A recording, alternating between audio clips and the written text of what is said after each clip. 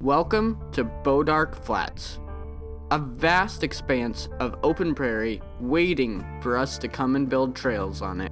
And I know it may look boring, but I promise you, there's more to it than meets the eye.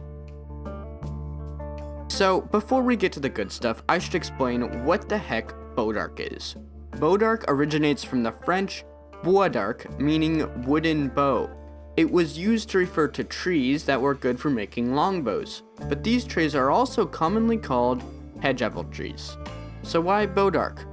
Well, I think hedge apple trees are somehow innately Kansan.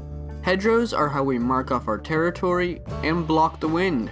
So I think Bodarc is quite fitting, and frankly, it's just an awesome name. This is a basic map of Bodarc Flats. Within Bodarc Flats, there are two zones, the front and the back.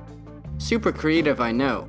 But rather than preemptively scrambling to name everything, I'm just gonna let these names evolve over time, and will happily take any suggestions in the comments down below. Now, of the two zones, the back has ultimately more promise as the front is devoid of any elevation whatsoever. In other words, flat. But there is a high spot, which I call Puma Point, and it resides at 1,366 feet. Looking down from Puma Point, you can see Hidden Valley. Well, you actually can't see it because it's hidden. I can't see it, can you? But residing at a whopping elevation of 1,324 feet, it'll be the terminating point for most of our downhill runs. Next is a very promising area called McClure Marsh. I'll show you what I mean by that. And in case you're noticing a trend, McClure parmifera is the scientific name for the hedge apple tree. But if you veer left and climb out of Hidden Valley, you will find yourself looking down at McClure Marsh. This hill hopefully we will use to someday build some amazing skinnies. And with all that speed from that hill, I think a skinny jump over this car can be in the works. So, starting from Puma Point, then scurrying down to Hidden Valley, finally, up the hill again, and then right, and down into McClure Marsh. Once you do that, you have a net elevation gain of about 42 feet.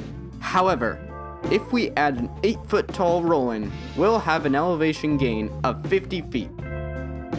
Now, I know what you're thinking. 50 feet? Really, Ivan? You think that's a lot? To compare, Berm Peak has 127 feet of vertical.